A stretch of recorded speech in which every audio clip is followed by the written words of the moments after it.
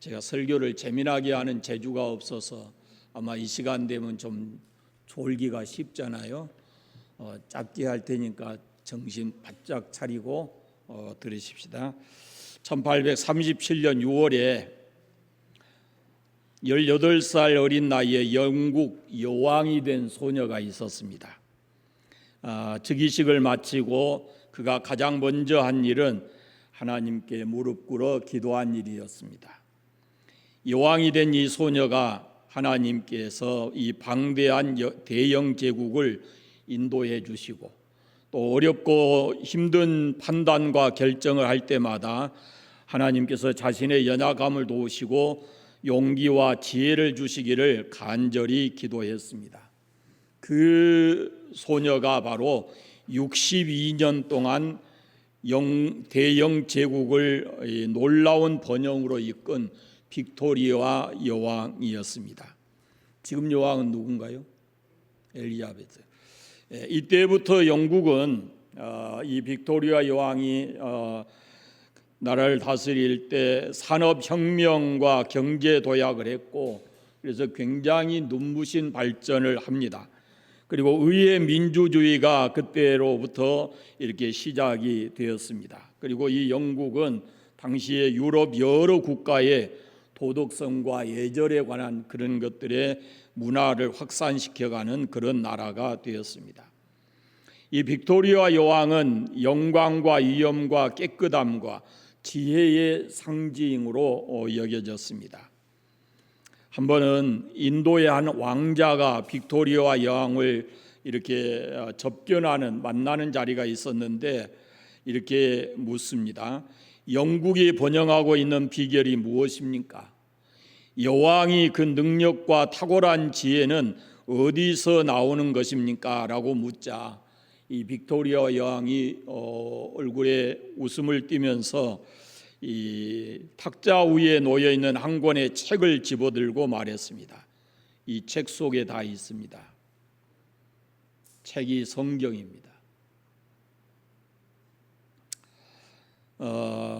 이런 질문을 한번 해보겠습니다.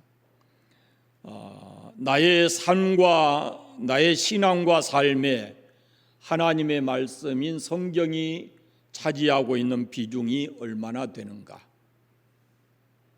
성경이 내 신앙과 삶을 움직이는데 차지하고 있는 비중이 얼마나 되는가라는 것입니다. 여러분의 삶을 이끌어가는 것이 무엇인가를 생각해 보십시오. 여러분의 삶의 목적지가 어디예요? 여러분의 삶의 목적지가 없어요? 하나님의 나라잖아요. 하나님의 나라. 그런데 그 하나님의 나라를 가는데 나를 이끌고 갈 수 있는 그 삶의 능력이 무엇이냐 그 말이에요. 그것이 바로 성경이어야 합니다. 하나님의 말씀이어야 해요. 하나님의 말씀에 우리가 하나님의 나라를 가면서 흐트러지지 않고 다른 길 가지 않고 하나님의 주시는 은혜와 능력 안에서 그 나라를 잘 갈 수 있도록 만들어주는 삶의 힘이 하나님의 말씀 속에 있습니다. 우리가 이 땅을 살아가려면 무엇보다도 뭐가 중요해요? 이 땅을 살아가려면 건강이 중요하지요.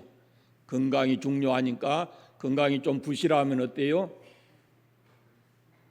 건강이 좀 부실하면 병원도 가고 또 보약도 해먹고 여름 잘 날라고 또 뭐 해요? 보신도 하고 그러잖아요. 우리가 그러니 하나님의 백성으로서 삶이 흔들리지 않고 바른 게 하나님의 자녀답게 살아가기 위해서는 우리의 삶을 움직이는 것이 우리의 삶이 힘이 되는 것이 바로 하나님의 말씀이어야 된다라는 말씀입니다. 오늘 본문에 보면은 애굽으로 이주할 때 이스라엘 민족은 겨우 70명이었습니다. 그런데 하나님의 특별한 복을 받아서 그 수가 굉장히 증가하고 번영을 했어요. 그때 이 애굽의 왕인 바로가 아주 심각하게 위기를 느낄 정도로 이 숫자가 불어났어요. 민족을 70명이 내려가서 한 민족을 형성을 하는데 그 일에 하나님께서 직접 섭리하고 개입하고 계신다라는 말씀입니다. 하나님의 계획과 하나님의 이끄심은 애굽 제국의 위험이 될 만한 강력한 그런 민족을 형성하게 된 거예요. 그런데 잘 들으세요. 하나님은 아브라함을 통해서 이 말씀을 하셨어요. 너로 큰 민족을 이루게 하겠다, 그렇게 약속하셨죠. 그런데 아브라함에게 그때 아이가 없어요. 후에 하나님께서 이삭을 주셨고, 그리고 또다시 하나님께서 약속하실 때 너의 후손이 애굽에서 종노릇 할 것이다, 400년 동안 그렇게 하셨거든요. 근데 그 400년 동안 하나님께서 하시는 일이 뭐냐면은 이스라엘을 70명에서 한 민족을 이루는 그런 수적 증가를 만드신 거예요. 이 하나님의 약속이 지금 400년, 애굽에 내려간 400년 동안에 그것을 하나하나 하나님이 계획하신 대로 이루어 가셨다라는 그런 말씀입니다.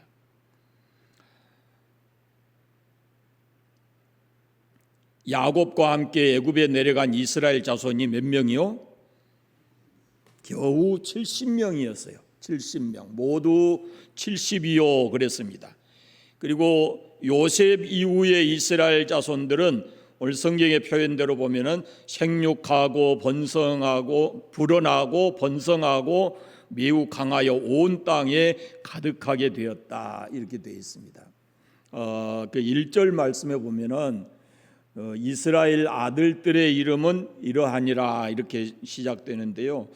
이 출애굽기를 여러분 이제 아마 성경을 이렇게 잘 아시니까, 성경을 아신 분들도 그렇지만 이게 출애굽기의 시작을 보면은 하나님께서 이 앞에 아브라함과 이삭과 야곱에게 약속하신 그 약속이 어떻게 성취되어 가는가라는 것이 출애굽에 있거든요. 그것을 지금 보여주는 그런 내용이 출애굽기예요.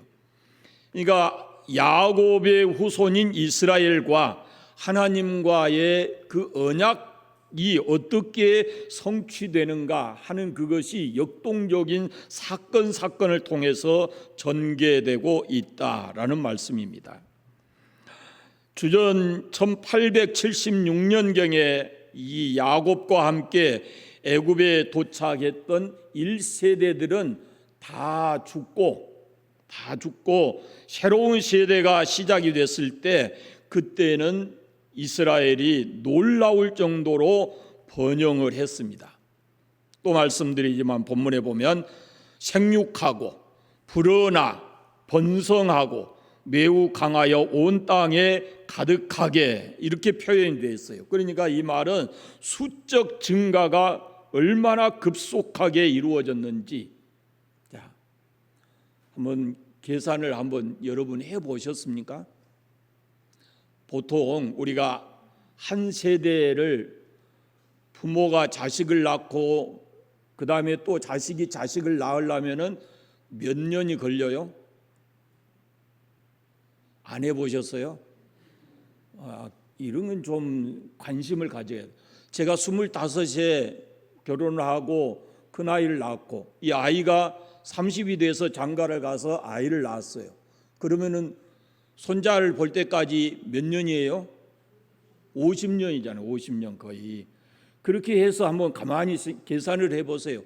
그 자식이 10명이라 할지라도 10명이 이제 또다시 뭐 몇 명을 낳을지 모르지만 그 자식들이 또 50년 되도록 자식을 낳고, 이렇게 해서 여러분 70명이 내려갔는데 70명 속에는 남자만 있는 게 아니에요. 그런데 이 사람들이 가서 거기서 한 민족을 이루었다라는 것은 얼마나 400여 년 동안에 급속하게 하나님께서 인구를 증가하게 하셨는가라는 것을 판단할 수가 있어요. 그건 사람이 할 수 있는 일이 아니에요. 하나님께서 이스라엘 민족을 한 민족을 이룰 수 있도록 400년 종살이 할 거라고 했기 때문에 그 400년 동안에 하나님이 이루실 일이 바로 그거였어요. 한 민족을 이루는 거. 그래서 고센 지역에 내려가서 살게 됐는데 고센 지역이 크게 그 사람들 이스라엘 민족을 다 이렇게 하지 못해서 지역을 넓혀갈 정도로 그렇게 번영을 했습니다. 근데 요셉이 죽고 나서 이제 새로운 왕이 나타났는데 새로운 왕이 염려를 합니다. 급속도로 늘어난 이 수적 증가 때문에. 그래서 어떤 조치를 취해요. 애굽 왕이 뭐라고 그러는가 본문에 보세요. 이스라엘이 우리보다 많고 강하여졌는데 더 많게 되면 전쟁이 일어날 때 대적들과 합해서 애굽과 싸우게 될 것이다. 이렇게 염려를 했어요. 그래서 취한 조치가 뭐냐면은 이스라엘에게 무거운 짐을 지워서 괴롭게 하려고 국고성 비돔과 라암셋을 건축하게 했습니다.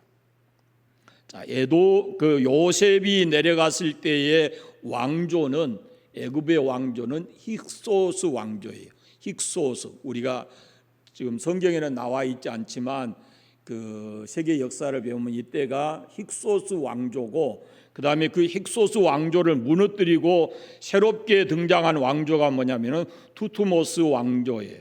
투트모스 1세예요. 지금 그 출애굽기에 나오는 왕은 투트모스 1세인데 이것을 파라오, 일반 역사에서는 파라오 그러고 우리 성경에서는 바로 이렇게 번역이 되어 있습니다.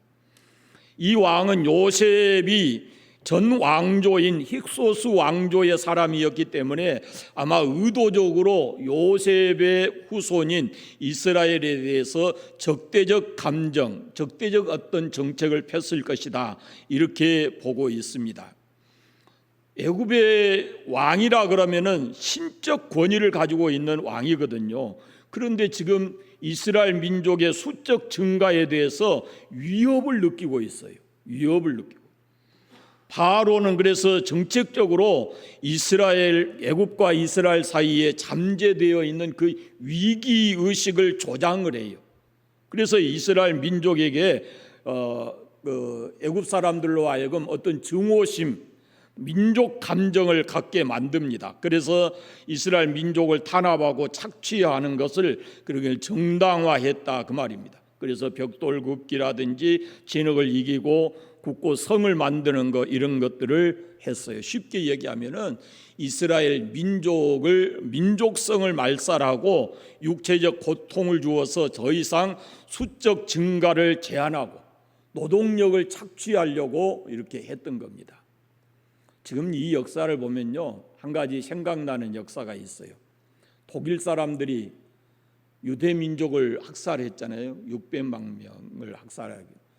그 역사가 최근에 그 세계 다투 투어인가 뭐인가 그런 프로그램을 통해서 이게 나왔어요.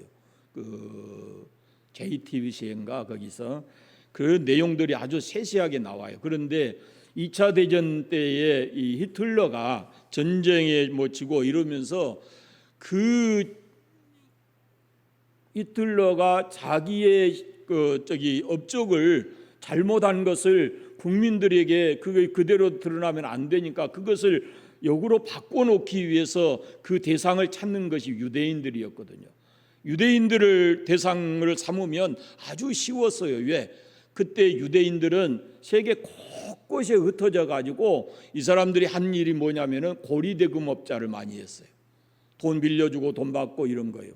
그러니까 여러분 지금도 세계 어느 곳에 가든지요, 세계에서 이렇게 다 갖다 내놔도 살아날 민족이 둘이 있어요. 하나가 뭐냐면은 유대인이고 또 하나가 중국 사람들이에요. 우리 한국 사람들도 살아요. 그런데 한국 사람들은 특징이 뭐냐면은 자기 민족을 등치고 속이고 죽이고 하는 사람들이 한국 사람들이에요. 세계 나가서 보면. 그런데 중국 사람들은 절대로 그렇지 않습니다. 유대인들도 마찬가지고. 그러니까 지금도 유럽 곳곳에 가면은 유대인들의 정착촌이 있어요. 그 사람들이 주로 한 일이 뭐였냐면은 이 돈 빌려주고 고리대금 받는 거예요. 고대금을. 그러니까 이 나라가 전쟁을 하면서 얼마나 많은 돈을 썼겠어요? 그러니까 경제적으로 굉장히 어려운 시대인데, 그런데 유대인들이 돈을 빌려준단 말이에요. 그러면은 그런 어려운 시대에는 이자가 어째요? 이자가 비싸죠. 그러니까 그 타켓을 누구에게 두냐면은 유대인들에게 둬요. 지금 이 성경이 또 그런 거예요. 이게 바로 왕이 유대인들의 수적 증가만 놓고 지금 그것의 위협을 느끼고 이스라엘 민족과 애굽 사람들 간의 증오심과 민족적 감정을 이렇게 부추겨 가지고 그 사람들의 민족성을 이를 말살하고 그리고 육체적인 고통을 주어서 수적 증가를 억제하려고 한 것입니다. 그러면서도 유대인들 이스라엘 사람들에게 노동력을 착취하고, 히틀러가 딱 그 방법을 쓴 거예요. 그래서 수도 없이 많은 사람들이 학살을 당했죠. 이 애굽왕 바로의 이런 탄압 정책에도 불구하고 이스라엘 사람들은 오늘 성경에 보면은 더 번성하고 강해졌다 이렇게 말씀하고 있어요. 이스라엘의 번성은 이것은 그냥 하나님의 특별하신 은총이다 이렇게 말씀을 드렸습니다. 그러니까 이것은 세상의 바로 왕이 지금 이것을 자기 어떤 지혜를 가지고 그걸 억제하려고 했지만 부분적으로는 이스라엘 백성들이 굉장히 그때 힘들고 고통스러웠을 거예요. 그러나 그 힘들고 고통스러운 것이 하나님의 섭리, 하나님의 뜻이 하나하나 성취되고 있었다라는 겁니다. 12절 말씀에 보면 애굽의 탄압과 방해에도 불구하고 무섭게 번성하는 이 이스라엘을 보면서 애굽 사람들이 근심하게 됐어요. 공포와 불안을 느끼게 됐다라는 말이에요. 그래서 엄한 일을 시켰습니다. 견디기 힘들 정도로 가혹한 일을 거기에 시켰어요. 근데 요세푸스의 거기 말씀에 보면은 12절에 한번 보세요. 12절 근심해서 마지막에 14절에 한번 보세요. 어려운 노동으로 그들의 생활을 괴롭게 하니 곧 흙 이기기와 벽돌 굽기와 농사의 여러 가지 일이라 그랬어요. 우리가 얼른 생각하면은 이게 그냥 흙 이기고 벽돌 만드는 것은 뭐 때문에요? 국고성을 지으려고 하는 거예요. 거기다가 또 뭐 해요? 농사의 일도 해요. 이집트가 나일강을 끼고 있어서 농사하기에 비옥한 땅이 바로 이스라엘 민족이 살았던 고센 그쪽 땅이거든요. 그런데 요세푸스 역사학자인 요세푸스에 의하면은 이 농사를 짓는 데 있어서 그냥 농사를 짓는 게 아니에요. 나일강이 있지만 그 나일강을 거기에 농사 짓는 데까지 이렇게 끌어오도록 수로 공사를 하는 것인데 그 수로 공사가 굉장히 힘든 공사였어요. 여러분, 로마 사람들이 세계를 점령했을 때 지금도 이제 터키의 이름이 바뀌었죠. 뭐라고 바뀌었어요? 투르키예. 터키라는 말 지금 나라가 없어요. 터키라는 나라가 없어지고 그 나라 명칭이 투르키예로 바뀌었어요. 그런데 가서 보면요, 지금도 로마 사람들이 이렇게 만들어 놓은 수로가 있어요. 대단합니다. 그러니까 나라가 온 세계를 점령할 정도로 그런 강대국이 되는 거예요. 지금 이집트도 마찬가지예요. 이집트가 경제적으로 부유하고 당시에 세계를 이렇게 다스릴 수 있는 그런 나라가 된 것은 바로 이런 것 때문에 그래요. 그런데 그 수로 공사를 누가 하냐면은 유대인들이 하는, 이스라엘 백성이 하는 겁니다. 일반적인 농사 그것만도 힘들 터인데 이렇게 아주 극에 달할 정도로 그 사람들을 노동을 시키고 이스라엘 민족을 괴롭힌 겁니다. 그래서 결국은 하나님께서 그 속에 이제 개입하실 때가 점점 가까워 오는 것이죠.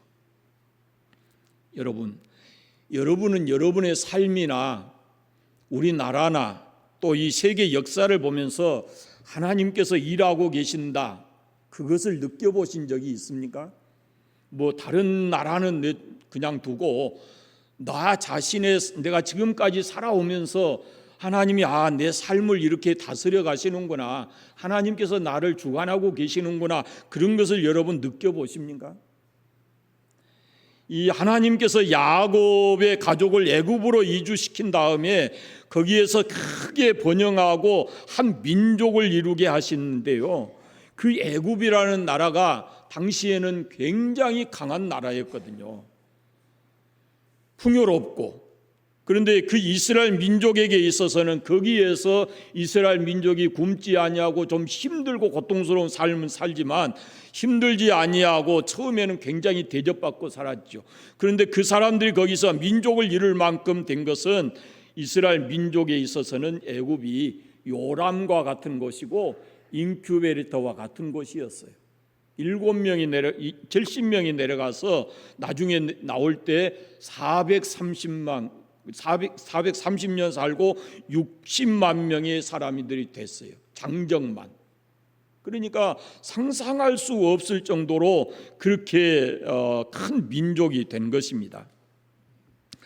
얼마나 급속도로 이렇게 수적으로 증가했는지 그것은 사람이 인위적으로 할 수 없는 일이다라고 이 학자들은 얘기를 합니다. 한번 집에 가서 곰곰이 이것을 계산해 보세요. 70명이 내려가서요 400년 동안에 장정만 60만 명이 되고 나머지 여자 아이들까지 200만 명이라 그랬어요. 그러니까 그 숫자를 한번 계산을 해보세요.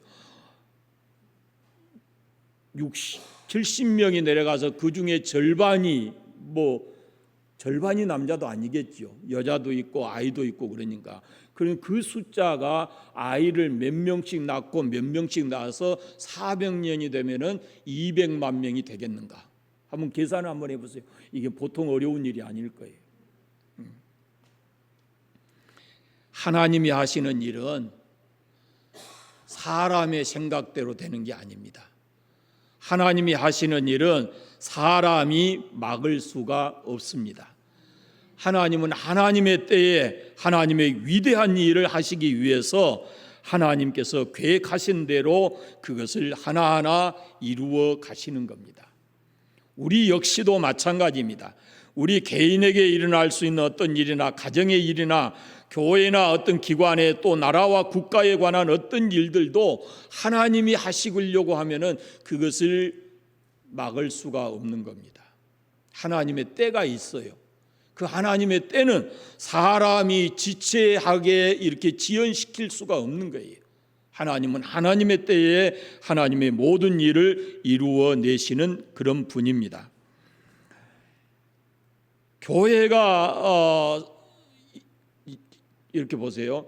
애굽이 성장하니까 이스라엘 민족이 그게 수적으로 증가하니까 두려워한 사람들이 누구예요? 바로하고 애굽 사람들. 이걸 좀 끌어와 보겠습니다. 이걸 끌어와서 교회가 부흥하고 교회 다니는 사람들이 잘 살게 되면은 누가 긴장하겠어요? 세상이, 사탄이.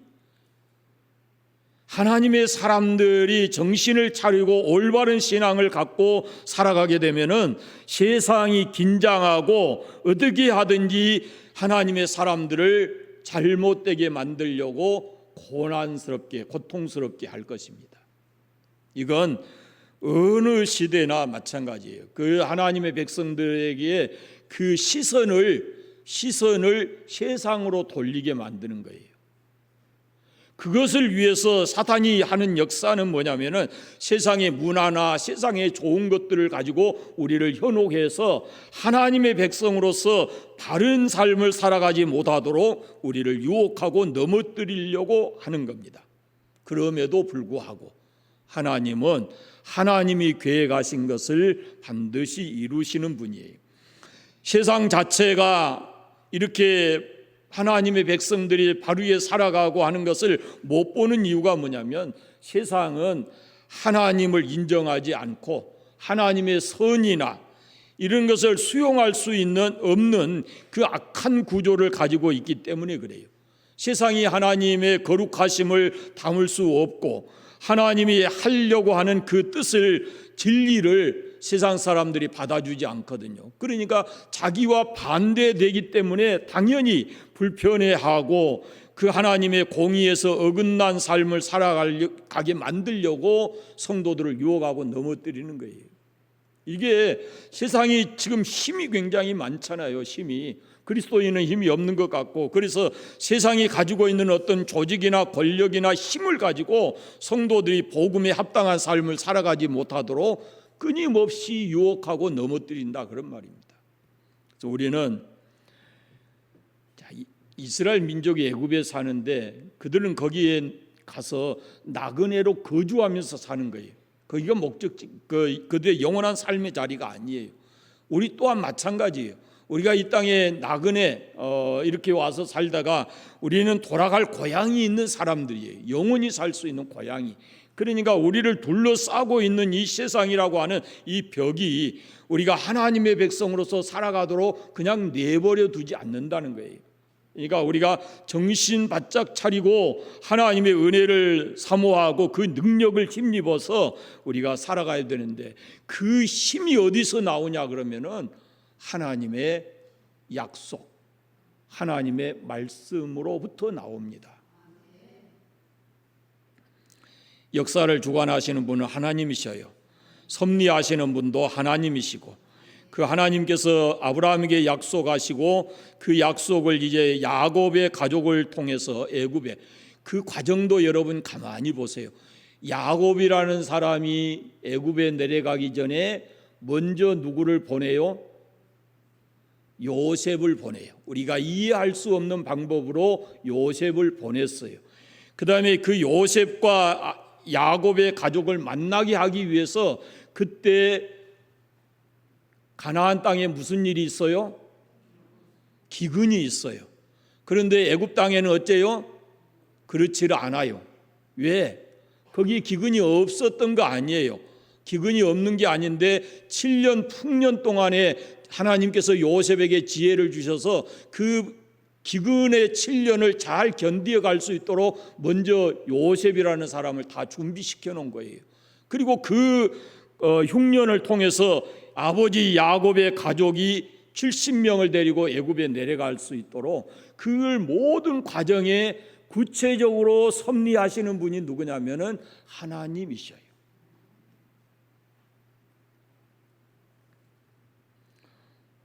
제가 여러분을 만난 것은 하나님의 섭리입니다. 하나님의 은혜고 하나님의 섭리예요. 저로 보면은 큰 하나님의 은혜였고 또 하나님의 섭리였어요. 제가 이숙희 씨를 만난 것도 하나님의 섭리예요. 아멘 안 하셔도 괜찮아요, 이런 데는. 그런데 저는 그렇게 알고 생각을 하고 있거든요. 제가 제 집 사람을 만나는 그 과정을 얘기하면은 여러분들은 기가 찰 거예요. 언젠가 한 번은 하겠죠. 그런데 하나님이 이 역사를 주관하실 뿐만 아니라 우리의 개인의 삶도 하나님이 주관하고 섭리하신다라는 것을 확실하게 믿으시고, 여러분이 세상을 살아가는 동안에 언제나 하나님의 말씀이 여러분의 삶에 큰 힘이 될 수 있게 되기를 바랍니다. 이걸 꼭 믿으세요. 아브라함에게 약속하신 그 약속, 그것이 후대에 야곱과 요셉에 넘어와서 400년 후에 그것이 반드시 이루어지고 있다라는 겁니다. 그걸 우리에게 보여주는 거예요. 그것이 뭘 말씀하냐면은 하나님이 지금 우리에게 말씀하신 약속, 그것은 반드시 때가 되면 그대로 이루어진다라는 것을 확실하게 믿으시고, 여러분의 삶의 목적지인 하나님의 나라 갈 때까지 여러분의 손에서 하나님의 말씀이 놓여지지 않게 되기를 바라고, 이 말씀이 여러분의 삶에 큰 힘이 되고 살아가는 동안에 그 말씀을 통해서 반드시 약속을 이루어 가신 하나님을 경험하며 살아가시기를 바랍니다. 기도하겠습니다. 감사합니다. 하나님 아버지, 오늘 또 거룩한 주일에 주님 앞에 예배하게 하시고 이제 다시 출애굽기를 시작하면서 말씀을 함께 나누었습니다.